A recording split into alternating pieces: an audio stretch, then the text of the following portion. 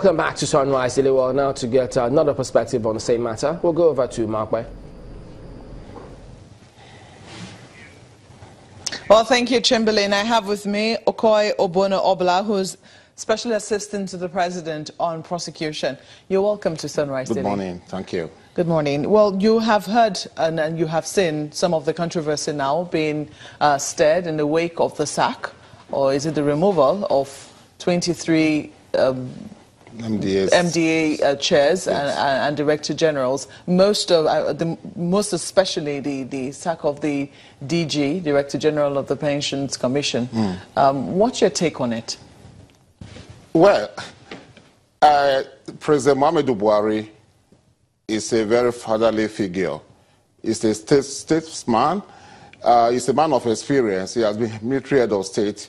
He has been a minister. He has been a former military governor of the former northeastern states. You know, when he came into office, he was supposed to remove all these people, but he didn't remove them. Do you know what he told me? When there was a day we went to him and said, "Why are you still keeping these people?" PDP people are saying that we are in government, but they are in power because we have about 6,000 MDAs belonging to the federal government bureaucracy. We're in the hands of those who were appointed by PDP. Then the president said, "Look, are they not Nigerians? I cannot just go ahead and remove them if they have not crossed the line." That was about 2016, early 2016.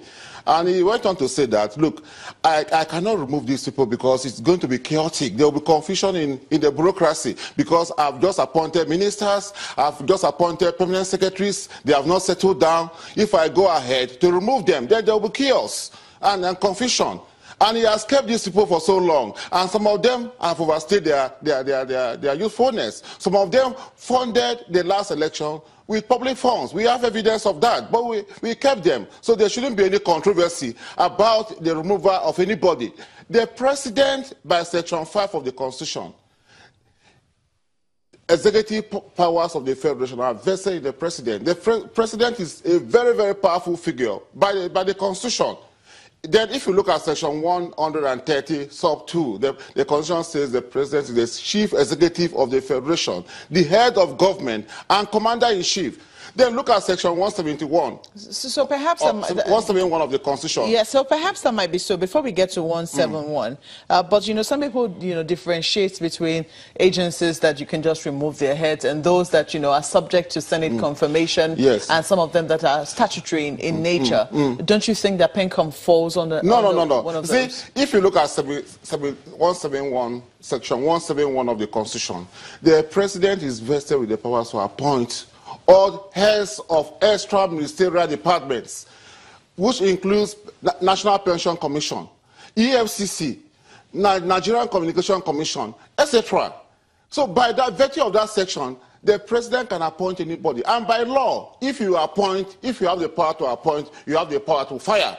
So despite what some of the, like NCC Act or the Central Bank Act, the EFCC Act, that if the president wants to appoint the heads, they are subject to the confirmation of the Senate. But this, if you look at Section 1, sub 3 of the Constitution is supreme. It's superior to any other inferior law, to National Pension Commission Act, to EFCC Act, and so forth and so on. So by virtue of Section 171 of the Constitution, the president has the power to remove anybody, despite what some of the provisions of this act says, the president has to go to the Senate to remove the governor of the central bank, and so forth and so on. So you're saying that this is all political?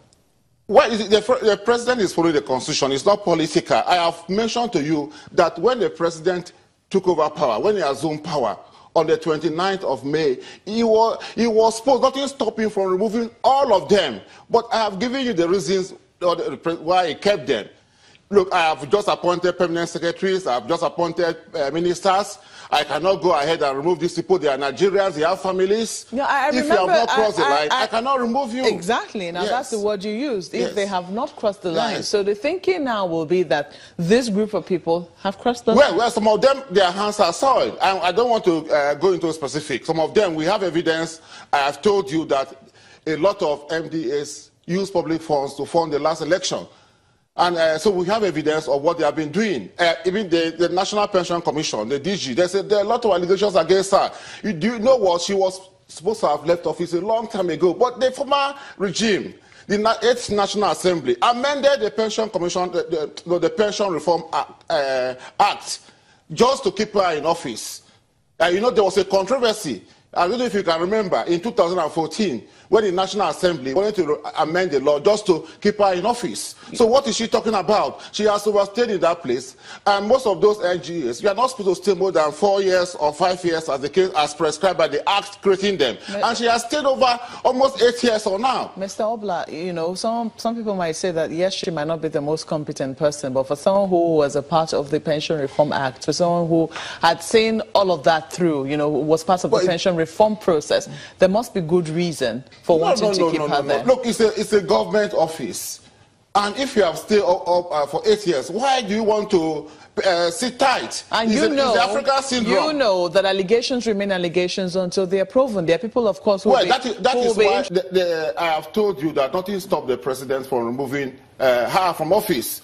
And she has overstayed a tenure because she was there for about 6 or 8 years, and then they amended the law just to give her leeway to stay, which is not good. Mr. Obla, if somebody is doing a fantastic job, if somebody has done well, because so far so good, a lot of people on both sides of the divide, on both sides of the political divide, say that she has done a very good job. Well, is this how to say even if she was going to leave office, do you think this is how she should leave? Why shouldn't she leave office? The person who appointed her has the manner in which, because, you know, first of all, we heard that, was it on Wednesday or Thursday, their sack was announced over the radio. But then, you know, the law is very clear in terms of how they should be sacked. There is nothing wrong with that. They should be informed in writing. There is nothing wrong with sacking people on radio. And if you are removed, you go. Why do you have to cause a controversy? Mr. Obla, is it your office? Mr. Obla, I'm just asking. Yes. You say there's nothing wrong with sacking people on radio? There is nothing wrong. There's nothing wrong. The president has done that. If she's disciplined,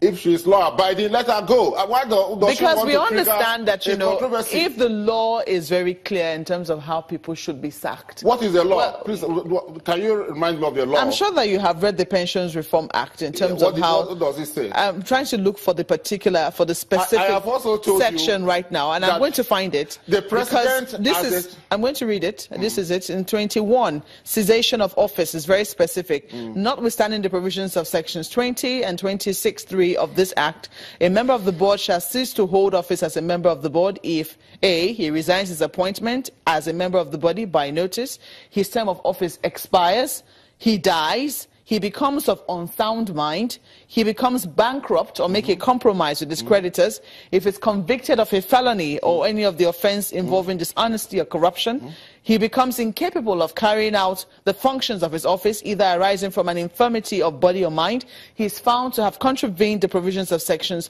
19 or 6 of this act. The president is satisfied that it is not in the interest of the commission or public for the president to continue. But here it is. Here it is. It says again, in event of a vacancy, the president shall appoint a replacement from the geopolitical zone of the immediate past member that vacated office to complete the remaining tenure. Is that what is happening? Well, you have mentioned that the president has the power to fire the DG of National Pension Commission. For a reason? Yeah, public interest. There is a reason here. What is the public interest I have also, if you can listen carefully, because so that we can learn, the Constitution is the organic law, is the fundamental law of the country. Any other statute that is inferior to the Constitution is conflict with the Constitution is void to the extent of its inconsistency. I have mentioned section 171, where the president is vested with the power to appoint heads of extra ministerial department, and the National Pension Commission is an extra ministerial department, and the president has removed the Pension Commission, the provisions of the Pension Reform Act that you have read, which prescribe the method for removal of the DG, is inferior to the Constitution. So since it's inferior to the Constitution, it must bow to the Constitution. So the president has not infringed on any law.